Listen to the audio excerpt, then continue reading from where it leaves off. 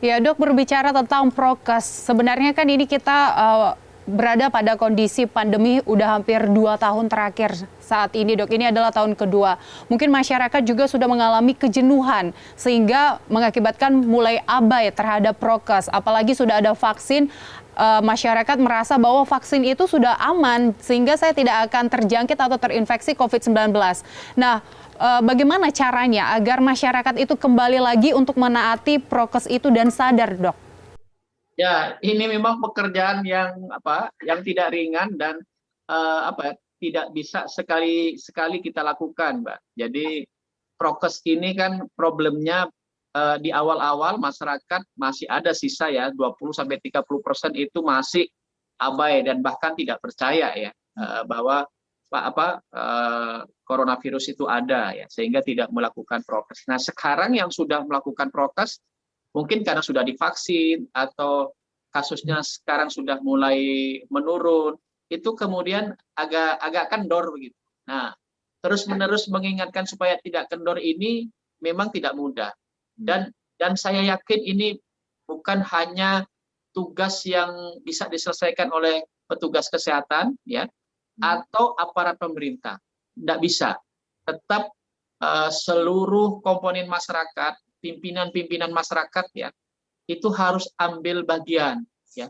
Bisa jadi masyarakat yang di ujung-ujung itu tidak percaya sama dokter ya atau tidak percaya sama bupatinya, tapi mungkin percaya pada pinisepuh atau pada kiai, pada ustadz di kampungnya.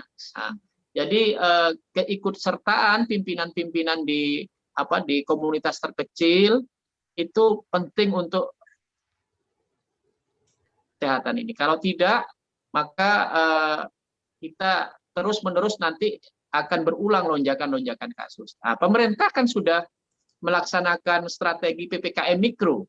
Nah, harapannya di PPKM Mikro itu seluruh pimpinan-pimpinan masyarakat, pinisepuh masyarakat itu ikut di dalam PPKM Mikro sehingga ikut memberikan arahan, ikut memberikan semangat kepada masyarakatnya untuk taat dan disiplin protokol kesehatan.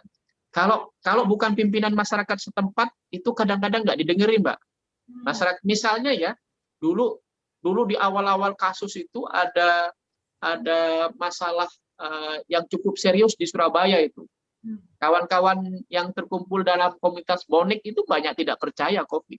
Tetapi setelah pimpinan boniknya, kelompok supporter sepak bola itu mengkampanyekan protokol kesehatan, semua anggota boniknya itu ikut. Nah, itulah makna pimpinan-pimpinan di komunitas kecil, komunitas terbawah itu penting juga ikut serta dan inilah tantangan bagi kita semua, bagi petugas kesehatan, bagi pemerintah, bagi aparat untuk menggerakkan pimpinan-pimpinan komunitas masyarakat itu yang di bawah-bawah untuk digerakkan untuk mengkampanyekan disiplin protokol kesehatan. Ya dok, kalau kita lihat dari pemerintah sendiri, memang sejak awal sudah melakukan banyak sekali upaya, mulai dari himbauan untuk prokes, larangan sudah dilakukan, dan pembatasan dari lockdown, mikro lockdown juga sudah dilakukan. Apakah menurut dokter harus ada perubahan strategi lagi yang harus dilakukan pemerintah supaya masyarakat itu benar-benar sadar dan tidak abai, dan tidak kendor lagi untuk prokesnya? Ya, jadi saya melihat ya lockdown sekarang sudah tidak efektif. Kenapa saya katakan tidak efektif? Karena semua daerah sudah terjangkit terinfeksi. Kalau kita mau melockdown Jakarta misalnya ya, untuk apa kita melockdown Jakarta? Di daerah-daerah sekitar Jakarta sudah kena semua, di kampung-kampung terkecil sudah kena semua. Artinya orang yang terinfeksi ya, yang apalagi yang OTG itu sudah masuk ke dalam rumah-rumah kita. Nah, sehingga yang mungkin strategi yang sekarang lebih efektif untuk dikuatkan oleh pemerintah, saya masih percaya PPKM Mikro itu bisa. Karena PPKM Mikro itu fungsinya memonitor daerah terkecil. Misalnya di daerah RT itu dimonitor warga-warganya. Kalau ada yang masuk diperiksa, ya. Kemudian di dalam RT yang dimonitor, kalau ada yang bergejala langsung diperiksa. Kalau memang sakit langsung dilakukan isolasi atau dikirim ke rumah sakit. Itu mungkin sekarang yang sudah yang harus dilakukan. Karena apa? Karena sudah menjalar ke seluruh tanah air, dan di daerah-daerah kecil, di rumah-rumah tangga kita, kemungkinan yang menderita OTG itu sudah banyak, sehingga lockdown yang dalam skala besar mungkin tidak terlalu efektif ya. Sekarang yang harus dilakukan adalah monitoring, pengawasan dengan ketat dengan PPKM mikro, karena di komunitas terkecil itu harus diawasi siapa yang keluar masuk ya, apakah sakit apa tidak. Kemudian di lingkungan terkecil itu juga siapa yang bergejala, siapa yang tidak. Kalau ada yang bergejala langsung diperiksa, kalau sakit langsung dikirim. Nah, kalau itu efektif di semua daerah ya, tentunya dengan dorongan masing-masing kepala daerah ya, dibantu Satgas dan Dinas Kesehatan setempat, saya yakin bisa digunakan strategi sebagai pengganti strategi PSBB dalam skala besar maupun strategi lockdown. Dan selain itu memang pada saat pandemi ini kita dibutuhkan untuk bergotong royong sebenarnya ya dok ya, baik dari tenaga kesehatan, pemerintah maupun masyarakat. Karena kalau ada kelompok-kelompok yang tidak peduli, ini tidak bisa kita lewati bersama-sama. Jadi masyarakat sebaiknya memang sadar bahwa COVID-19 ini bukan lagi isapan jempol, kita harus kencangkan protokol kesehatan. Ya dok, tadi sempat kita menyinggung tentang vaksin untuk anak-anak yang saat ini masih menunggu persetujuan dari Badan POM, yaitu dari pemerintah seperti itu. Nah, sedangkan saat ini juga sudah mulai uji coba pembelajaran tatap muka. Ini sudah berjalan hampir seminggu lebih ya, kalau kita lihat dok. Nah, ini bagaimana pendapat dokter? Apakah memungkinkan untuk melakukan pembelajaran tatap muka pada saat kondisi akhir-akhir ini yang kalau kita katakan angka COVID-19 semakin kian melonjak? Ya, saya tidak tahu persis ya, apakah setelah uji coba ini mau diputuskan dimulai atau tidak. Saya baca tadi berita terakhir sepertinya ada kecenderungan ditunda. Nah, saya tidak tahu persis ya, apakah betul mau ditunda atau tetap mau dimulai. Akan tetapi begini, jadi apapun yang kita lakukan, ya, kebijakan apapun yang mau kita terapkan, itu harus diyakini resiko dan benefitnya. Nah, resiko yang ada itu harus kita mampu untuk ada strategi untuk menanggulangi. Ya. Kalau tatap muka dibuka, maka harus ada strategi supaya anak-anak kita yang sekolah itu tidak gampang terpapar. Nah, strategi itu kemudian harus ada dalam ketentuan dan syarat. Nah, ini yang harus mungkin pemerintah harus menjelaskan ke masyarakat supaya masyarakat tidak ragu, tidak gamang.